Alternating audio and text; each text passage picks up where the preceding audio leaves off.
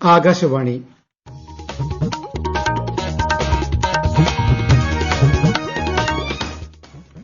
നമസ്കാരം. പ്രാദേശിക വാർത്തകൾ വായിക്കുന്നത് അനിൽകുമാർ.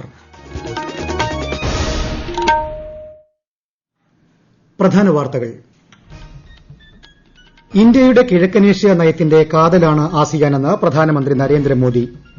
രാജ്യത്ത് തൊഴിലവസരങ്ങൾ വർദ്ധിപ്പിക്കുന്നതിനായി ആത്മനിർഭർ റോസ്ഗർ യോജന എന്ന പേരിൽ പുതിയ പദ്ധതി നടപ്പാക്കുമെന്ന് കേന്ദ്ര ധനമന്ത്രി നിർമ്മല സീതാരാമൻ. കേരളത്തിൽ തദ്ദേശ തിരഞ്ഞെടുപ്പ് വിജ്ഞാപനം പുറപ്പെടുവിച്ചു. നാമനിർദ്ദേശ പത്രികാ സമർപ്പണം തുടങ്ങി. സംസ്ഥാനത്ത് ഇന്ന് 5537 പേർക്ക് കോവിഡ് സ്ഥിരീകരിച്ചു. 25 മരണവും 6111 പേർക്ക് രോഗമുക്തി. സ്വർണ്ണക്കടത്ത് കേസുമായി ബന്ധപ്പെട്ട് എം ശിവശങ്കറിനെ ഈ മാസം 26 വരെ റിമാൻഡ് ചെയ്തു. വാർത്തകൾ വിശദമായി. ഇന്ത്യയുടെ കിഴക്കനേഷ്യ നയത്തിന്റെ കാതലാണ് ആസിയാനെന്ന് പ്രധാനമന്ത്രി നരേന്ദ്രമോദി. ആസിയാനും ഇന്ത്യയുമായുള്ള തന്ത്രപരമായ പങ്കാളിത്തം ചരിത്രപരവും സാംസ്കാരിക പൈതൃകത്തെ അടിസ്ഥാനമാക്കിയുള്ളതാണെന്നും പ്രധാനമന്ത്രി പറഞ്ഞു. 17ാമത് ആസിയാൻ ഇന്ത്യ ഉച്ചകോടിയിൽ വിയറ്റ്നാം പ്രധാനമന്ത്രിയോടൊപ്പം അധ്യക്ഷത വഹിക്കുകയായിരുന്നു അദ്ദേഹം.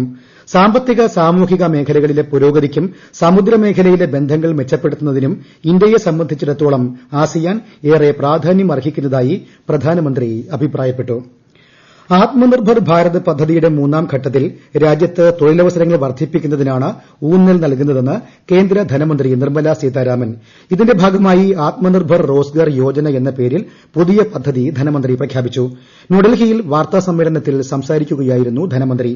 കോവിഡ് വീണ്ടെടുക്കൽ ഘട്ടത്തിൽ പുതിയ തൊഴിലവസരങ്ങൾ സൃഷ്ടിക്കുന്നതിനാണ് പദ്ധതി ഉദ്ദേശിക്കുന്നതെന്ന് അവർ പറഞ്ഞു. ഈ വർഷം ഒക്ടോബർ 1 ശേഷം പുതുതായി തൊഴിൽ ലഭിക്കുന്നവർക്കുള്ള PF വിഹിതത്തിൽ 2 വർഷത്തേക്ക് കേന്ദ്ര സർക്കാർ സബ്സിഡി നൽകും. സംസ്ഥാനത്ത് ഇന്ന് 5537 പേർക്ക് കോവിഡ് സ്ഥിരീകരിച്ചതായി മന്ത്രി കെ ശൈലജ അറിയിച്ചു. 727 പേർക്ക് രോഗം സ്ഥിരീകരിച്ച തൃശൂരിലാണ് ഇന്ന് കൂടുതൽ രോഗബാധിതർ. കഴിഞ്ഞ 24 മണിക്കൂറിനിടെ 57,202 സാമ്പിളുകളാണ് പരിശോധിച്ചത്. 25 മരണങ്ങളും ഇന്ന് കോവിഡ് മൂലമാണെന്ന് സ്ഥിരീകരിച്ചു. ഇതോടെ ആകെ മരണം 1796 ചികിത്സയിലായിരുന്ന 6119 പേരുടെ പരിശോധനാ ഫലം നെഗറ്റീവായി. 77,813 പേരാണ് രോഗം സ്ഥിരീകരിച്ച് ഇനി ചികിത്സയിലുള്ളത്. ഇന്ന് 4 പുതിയ ഹോട്ട്സ്പോട്ടുകളാണുള്ളത്. 10 പ്രദേശങ്ങളെ ഹോട്ട്സ്പോട്ടിൽ നിന്നും ഒഴിവാക്കിയിട്ടുണ്ട്. ആകെ 616 ഹോട്ട്സ്പോട്ടുകളാണ് ഉള്ളത്. സംസ്ഥാനത്ത് പോസ്റ്റ് കോവിഡ് ജാഗ്രതാ ക്ലിനിക്കുകൾ പ്രവർത്തനം ആരംഭിച്ചു. പ്രാഥമികാരോഗ്യ കേന്ദ്രങ്ങൾ, കുടുംബാരോഗ്യ കേന്ദ്രങ്ങൾ, കമ്മ്യൂണിറ്റി ഹെൽത്ത് സെന്ററുകൾ തുടങ്ങിയവയോടനുബന്ധിച്ചാണ് ക്ലിനിക്കുകൾ പ്രവർത്തിക്കുന്നത്. പോസ്റ്റ് കോവിഡ് ജാഗ്രതാ ക്ലിനിക്കുകൾ സ്ഥിതി ചെയ്യുന്ന പ്രദേശത്തെ കോവിഡ് ഭേദമായ എല്ലാ രോഗികളുടെയും പട്ടിക തയ്യാറാക്കി എല്ലാവർക്കും കോവിഡാനന്തര ചികിത്സ ഉറപ്പുവരുത്തുമെന്ന് മന്ത്രി കെ ശൈലജ പറഞ്ഞു. ആദ്യഘട്ടമായി എല്ലാ വ്യാഴാഴ്ചയുമാണ് ഈ ക്ലിനിക്കുകൾ പ്രവർത്തിക്കുക. സംസ്ഥാനത്ത് അടുത്ത മാസം നടക്കുന്ന തദ്ദേശ സ്വയംഭരണ സ്ഥാപനങ്ങളിലേക്കുള്ള പൊതു തെരഞ്ഞെടുപ്പിന്റെ വിജ്ഞാപനം പുറത്തിറങ്ങി. സ്ഥാനാർത്ഥികളുടെ പത്രികാ സമർപ്പണവും തുടങ്ങി. ഈ മാസം 19 വരെ പത്രിക സമർപ്പിക്കാം. അതത് തദ്ദേശ സ്വയംഭരണ സ്ഥാപനങ്ങളുടെ വരണാധികാരികൾക്കോ ഉപവരണാധികാരികൾക്കോ മുന്നിലാണ് പത്രിക സമർപ്പിക്കേണ്ടത്. അവധി ദിനങ്ങൾ ഒഴികെ രാവിലെ 11നും ഉച്ചയ്ക്ക് 3നും ഇടയ്ക്കുള്ള സമയത്താണ് പത്രിക സമർപ്പിക്കേണ്ടത്. ആലപ്പുഴ ജില്ലയിൽ തദ്ദേശ സ്വയംഭരണ സ്ഥാപനങ്ങളിലേക്കുള്ള തെരഞ്ഞെടുപ്പിനായി 3 മുന്നണികളിലെയും സ്ഥാനാർത്ഥി നിർണ്ണയം 2 ദിവസത്തിനകം പൂർത്തിയാകും. വിശദാംശങ്ങളുമായി ആലപ്പുഴയിൽ നിന്നും ആകാശവാണി പ്രതിനിധി ആർ രവികുമാർ. LDFും UDFും NDAയും 75% സീറ്റിലേക്കുള്ള സ്ഥാനാർത്ഥി നിർണ്ണയം പൂർത്തിയാക്കി കഴിഞ്ഞു. ജില്ലയിലാകെ 1565 ജനപ്രതിനിധികളെയാണ് തെരഞ്ഞെടുക്കേണ്ടത്. നഗരസഭകളുടെ ഭരണം പിടിച്ചെടുക്കുക എന്നതാണ് 3 മുന്നണികളുടെയും പ്രധാന ലക്ഷ്യം. ചേർത്തല, കായംകുളം, ഹരിപ്പാട്, ചെങ്ങന്നൂർ, മാവേലിക്കര എന്നീ നഗരസഭകളിൽ 3 മുന്നണികളുടെയും സ്ഥാനാർത്ഥികൾ പ്രവർത്തന രംഗത്തുണ്ട്.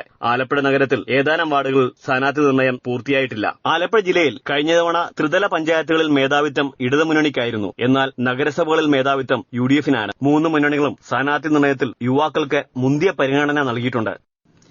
കോഴിക്കോട് ജില്ലയിൽ തദ്ദേശ സ്വയംഭരണ സ്ഥാപനങ്ങളിലേക്കുള്ള തെരഞ്ഞെടുപ്പിന്റെ ഭാഗമായി single post machine mock Paul നടത്തി. ആകെയുള്ള 1000 കൺട്രോൾ ബാലറ്റ് യൂണിറ്റുകളുടെ 2% മെഷീനുകളിലാണ് രാഷ്ട്രീയ പാർട്ടി പ്രതിനിധികളുടെ സാന്നിധ്യത്തിൽ മോക്ക് പോൾ സംഘടിപ്പിച്ചത്. ഇതോടുകൂടി ജില്ലയിലെ തദ്ദേശ സ്വയംഭരണ സ്ഥാപനങ്ങളിലേക്കുള്ള തെരഞ്ഞെടുപ്പിനാവശ്യമായ എല്ലാ മെഷീനുകളുടെയും ആദ്യഘട്ട പരിശോധന പൂർത്തിയായി. ഈ വാർത്തകൾ ആകാശവാണിയിൽ നിന്ന്. കൊറോണ ആശങ്കയല്ല, ജാഗ്രതയാണ് വേണ്ടത്. കേന്ദ്ര ആരോഗ്യ മന്ത്രാലയം പുറപ്പെടുവിക്കുന്ന നിർദ്ദേശങ്ങൾ. ജനങ്ങൾ കൂട്ടം കൂടുന്നത് ഒഴിവാക്കുക. ഇടയ്ക്കിടെ കൈകൾ സോപ്പും വെള്ളവും ഉപയോഗിച്ചോ സാനിറ്റൈസർ ഉപയോഗിച്ചോ വൃത്തിയാക്കുക. നിർബന്ധമായും മാസ്ക് ധരിക്കുക. പനിയോ ചുമയോ ശ്വാസതടസ്സമോ തുടരുന്ന സാഹചര്യത്തിൽ വൈദ്യസഹായം തേടുക. കൊറോണയെ സംബന്ധിച്ച വിവരങ്ങൾക്ക് ആരോഗ്യ മന്ത്രാലയത്തിന്റെ 1075-ലും ദിശയുടെ 1056-ലും ബന്ധപ്പെടാം. കോഴിക്കോട് ജില്ലയിലെ തദ്ദേശ സ്വയംഭരണ സ്ഥാപനങ്ങളിലേക്കുള്ള പത്രികാ സമർപ്പണം ആരംഭിച്ചെങ്കിലും സ്ഥാനാർത്ഥികളുടെ അന്തിമ ചിത്രം ഇനിയും തെളിഞ്ഞിട്ടില്ല. വിശദാംശങ്ങളുമായി ആകാശവാണി പ്രതിനിധി നസീർ ബാബു. ഘടകകക്ഷികളുമായി സീറ്റ് ചർച്ചകൾ പൂർത്തിയാകാത്തതാണ് മുന്നണികളുടെ സ്ഥാനാർത്ഥി നിർണ്ണയം വൈകുന്നതെന്നാണ് സൂചന. അതേസമയം പ്രഖ്യാപിച്ച സീറ്റുകളിലേക്ക് സ്ഥാനാർത്ഥികളുടെ പ്രചാരണ പ്രവർത്തനങ്ങൾ ആരംഭിച്ചു കഴിഞ്ഞു. കോവിഡ് പശ്ചാത്തലത്തിൽ ഓൺലൈൻ പ്രചാരണ രീതിക്കാണ് കൂടുതൽ സ്വീകാര്യത ലഭിക്കുന്നത്. 3 മുന്നണികളും പ്രതീക്ഷ പുലർത്തുന്ന ജില്ലയിൽ ചില സീറ്റുകളിലെ വിജയപരാജയങ്ങൾ തദ്ദേശ ഭരണത്തിന്റെ ഗതിവിഗതികളെ മാറ്റിമറിക്കുന്നതാണ് സാഹചര്യം. അതുകൊണ്ട് തന്നെ കരുതലോടെയാണ് സീറ്റ് നിർണ്ണയത്തിൽ മുന്നണികൾ മുന്നോട്ട് പോകുന്നത്. 25,29,673 വോട്ടർമാരാണ് ജില്ലയിലുള്ളത്. സ്ഥാനാർത്ഥികളുടെ പ്രചാരണ പോസ്റ്ററുകൾ തയ്യാറാക്കുന്നതിനുള്ള ഒരുക്കങ്ങൾ തകൃതിയായി. ചുമരെഴുത്തുകളും തുടങ്ങി സ്ഥാനാർത്ഥി സംഗമങ്ങളും പുരോഗമിക്കുന്നു. കള്ളപ്പണം വെളുപ്പിച്ച കേസിൽ മുഖ്യമന്ത്രിയുടെ മുൻ പ്രിൻസിപ്പൽ സെക്രട്ടറി എം ശിവശങ്കരനെ ഈ മാസം 26 വരെ കോടതി റിമാൻഡ് ചെയ്തു. എറണാകുളം പ്രിൻസിപ്പൽ സെഷൻസ് കോടതിയുടേതാണ് നടപടി. ശിവശങ്കരന്റെ ജാമ്യാപേക്ഷയിൽ കോടതി ഈ മാസം 17 വിധി പറയും. ശിവശങ്കറെ എറണാകുളം ജില്ലാ ജയിലിലേക്ക് മാറ്റി. ഫാഷൻ ഗോൾഡ് തട്ടിപ്പുമായി ബന്ധപ്പെട്ട് തനിക്കെതിരെയുള്ള കേസിന്റെ എഫ്ഐആർ തള്ളണമെന്നാവശ്യപ്പെട്ട് എം സി കമറുദ്ദീൻ എംഎൽഎ സമർപ്പിച്ച ഹർജി ഹൈക്കോടതി തള്ളി. അന്വേഷണത്തിന്റെ ഈ ഘട്ടത്തിൽ ഇടപെടാനാകില്ലെന്ന് വ്യക്തമാക്കിയ കോടതി കേസ് തുടരാമെന്നും പറഞ്ഞു. കോതമംഗലം പള്ളിത്തർക്കവുമായി ബന്ധപ്പെട്ട് ഹൈക്കോടതി വിധി നടപ്പാക്കാൻ ഗവൺമെന്റ് 3 മാസത്തെ സാവകാശം തേടി.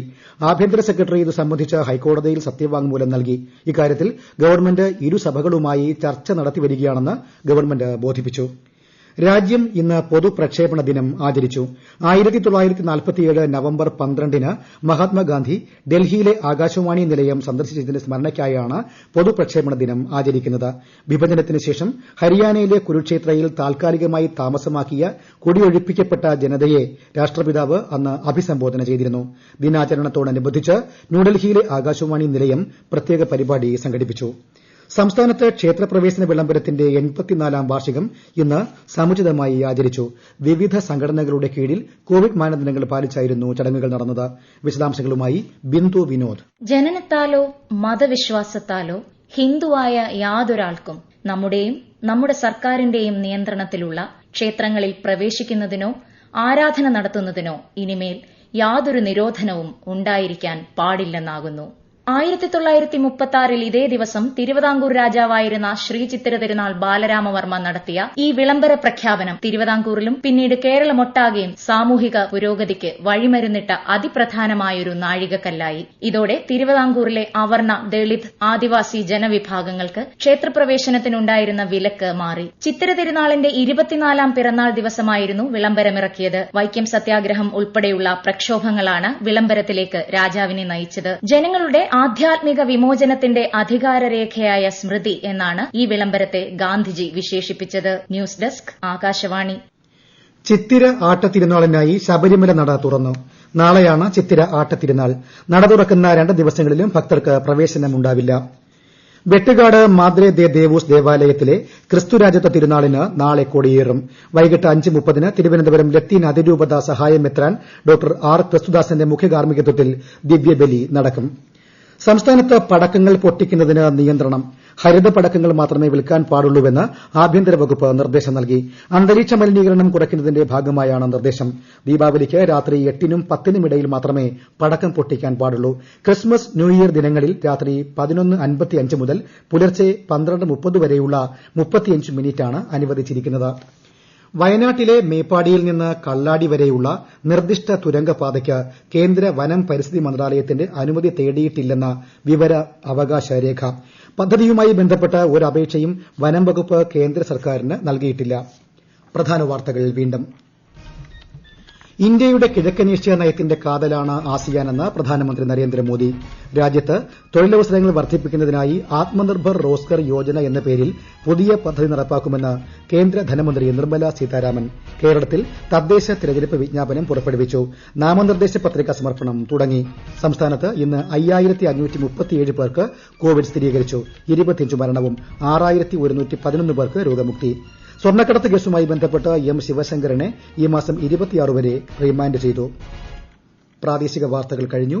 അടുത്ത വാർത്താ പ്രക്ഷേപണം 7:25-ന്.